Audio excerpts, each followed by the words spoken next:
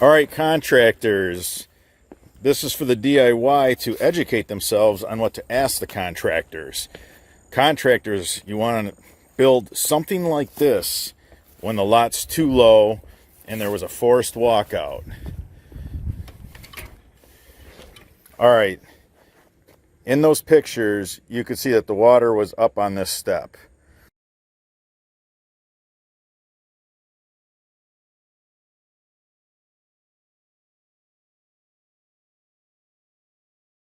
So that just shows you how high the water was. So we took a boulder wall, and then there's so much additional dirt and lift here. You can see how beautiful this turned out. You know, there was that fire pit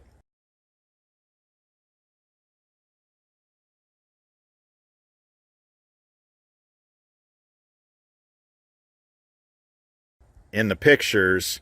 The water line was up on the fire pit quite high. So what we did is we carved the grade down, guys.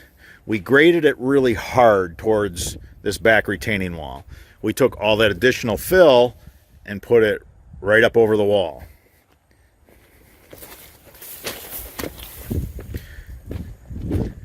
So you can see the elevation we have up here. I mean, look at this. Storm drains down there. Now, this was an issue. You know, we were discharging the water up high so that when that storm drain stops taking in water and the water just all gathers here, I actually think that the water backs up in extreme cases on this one. Usually they don't. They just stop taking in water, and then you see a bunch of water. So we have our discharge line up high.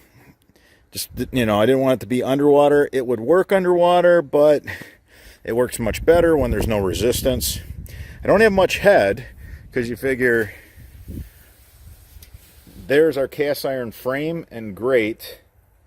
Storm, you know, that's what that grate says. It's, you know, so people know it's storm. Let me show you the video of when we installed that sump pump outdoor basin. You reach down in there and push those clumps that way, and then I think we're good. And I think it's going to sink in this mess a little bit too. About 1.5 inches deeper than 5 feet. So Scott and his crew, you could see how detailed this is. We want to make sure we get this outdoor sump pump basin set. It's got to be money. It's got to be spot on. So you heard Scott say that he's just a little deeper than 5 feet. This is a pretty big basin. You're going to see the guys work together as a team to get this basin in place. The reason why we have our fabric around it, I want to get the subsurface water with this basin too. So in order to do that, we drilled a bunch of 1/2-inch holes, believe it or not, on this 24-inch round. That's a big giant chunk of Baughman dual wall 24-inch culvert pipe. We drilled a bunch of holes, made that thing look like Swiss cheese, wrapped it with our fabric, and we put a bunch of drainage stone around it. We also end up doing a open French drain along the back wall, and we went ahead and did that core that you've seen us do in the past with the rubber gaskets so that none of the stone and dirt falls into that.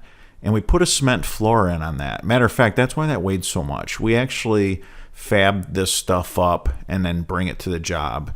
And in the shop, we put a cement floor in that one.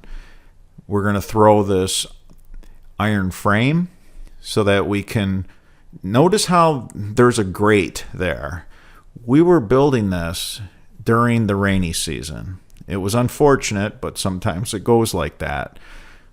When it rained, we didn't want this to be a lake, so we just put that grate there.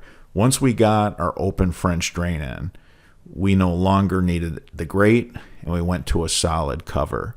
What's nice about using the iron covers and frames, They weigh so much that I never have to worry about children messing with it and somebody getting hurt and falling in one of these deep sump pump basins. So there you have it. That's the installation. As soon as we got it in, it was taking in water. And we put cobblestone all in here. That's an open French drain, guys. Open French drain all through here.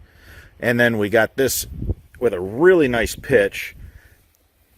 One time the GFI got thrown and this stopped pumping. That's why we pitch and dig them out. You could hold probably a couple thousand gallons of water before it would breach the walkout.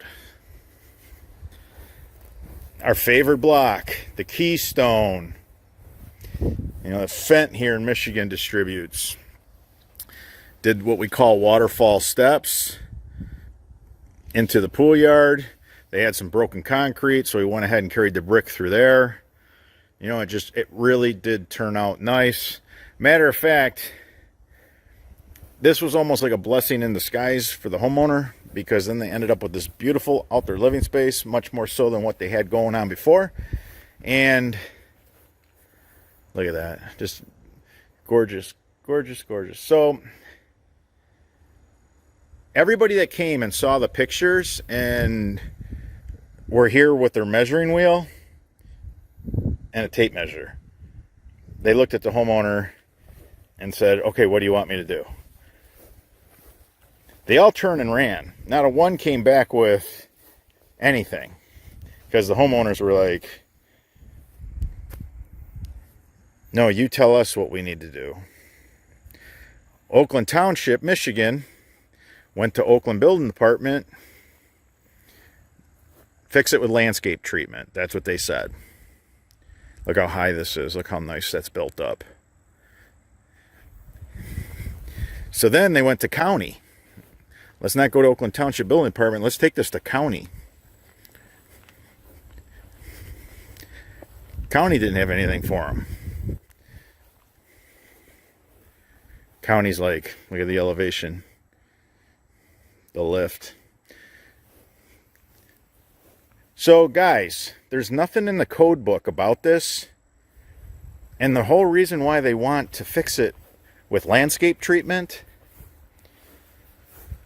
is because you're doing so much shit against code. It's not even funny. We're like the guys that do the dirty work around here. I'm okay with it. I enjoy what I do. I love what I do. Oakland Township does not want to. And I've been to their township begging them for permits on stuff that I didn't want liabilities held. I wanted it inspected. And they won't inspect landscape treatment. Why? Because there's so much going on here in Oakland County, Michigan, that's all jacked up and screwed up like this. And they need us to come in and do their dirty work to make it right. So I just want to give you another example, another choice, and how you can turn a bad situation into a good situation and create just like a beautiful outdoor living space for your client. And homeowners, you can tell landscapers when they show up with their measuring wheel, show them this video and their measuring tape and say, what do you want us to do? Because they all turn and run when they see those pictures of all that flood water, because they really, most people don't understand how to deal with something of that magnitude. Just scares them off. I put the drone up so that you guys could get a bird's eye view. Now you can see the overall picture here. You see the staircase from the driveway, the gate that I was standing at, the water was up on that bottom step. I'm going to insert a couple pictures for you to check out because the neighbor took pictures from their second story window, and I want to show you what this yard looked like when it was just flooded and holding all kinds of water. So here's those pictures.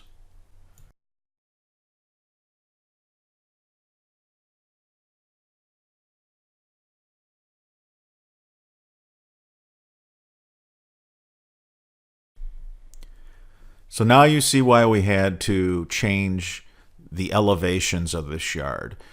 usually you cannot change the elevations of your yard to the degree that we did for these folks, because what happens, everybody in the neighborhood is responsible for a certain amount of water to be displaced in the event that the storm drain backs up. If everybody's displacing this, same amount of water, kind of sharing it, it's not an issue.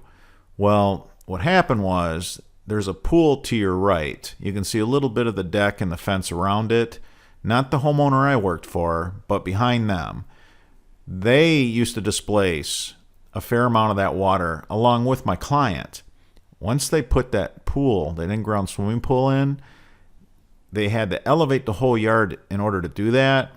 They no longer displaced any of that water, and it all ended up on the homeowner that I was working for. So there's so many things that change drainage, change standing water, the amount of water in a yard.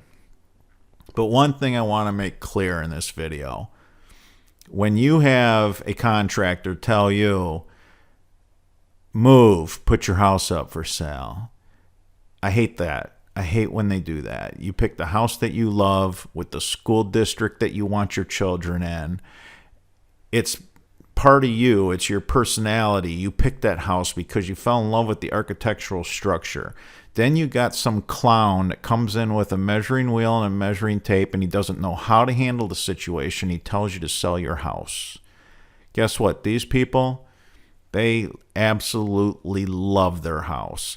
I took care of their water problem. Every time we get like a 4-inch flash flood, I get a text from them thanking me. And it makes me feel great. It reminds me of why I do this in the first place.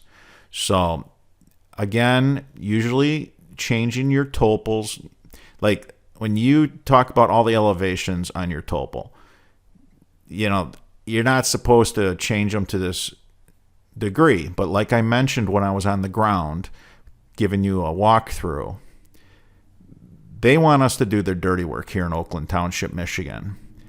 That's why they won't inspect any of what they call landscape treatments. And you know what? I'm good with that. Because as you can see, the neighbors are happy. My client is happy.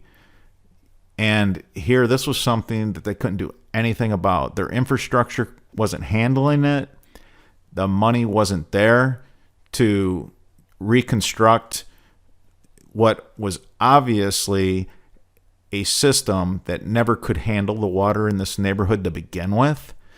And it was built in the 90s. It wasn't something that was from 60s or the 70s. It was, during the 90s, there was a lot of crazy stuff that went on. We're not even going to get into that. But the technology and the awareness was there. So how this got missed is beyond me. But sometimes the engineers miscalculate things. And I've been a part of that several times now. So, if there's any engineers watching this, I don't want you getting angry. I don't want you thinking I'm taking a jab at you. But, we're all human and mistakes get made. So, guys, here's another option for you. If you got a walkout basement, if you're a DIYer and you got a walkout basement and you have this issue, this is what you want to do. You want to get some contractors that are qualified to do this work, and you want to get a master plan that you can distribute to a few good guys that are qualified and have them all bid it. This is not a DIY friendly job. I'm well aware of that. This job took an experienced group, my veteran crew, several weeks to get in. If you like the videos that I do like this, show us by literally liking the video. I see how many likes we get per video, and then I know what you guys want. I have tons and tons of stuff that we can show. I got hundreds and hundreds of videos that I want to get out for you guys. So like it, let me know that you like it, and then any questions you need me to answer, leave them in the comments section. Until the next video.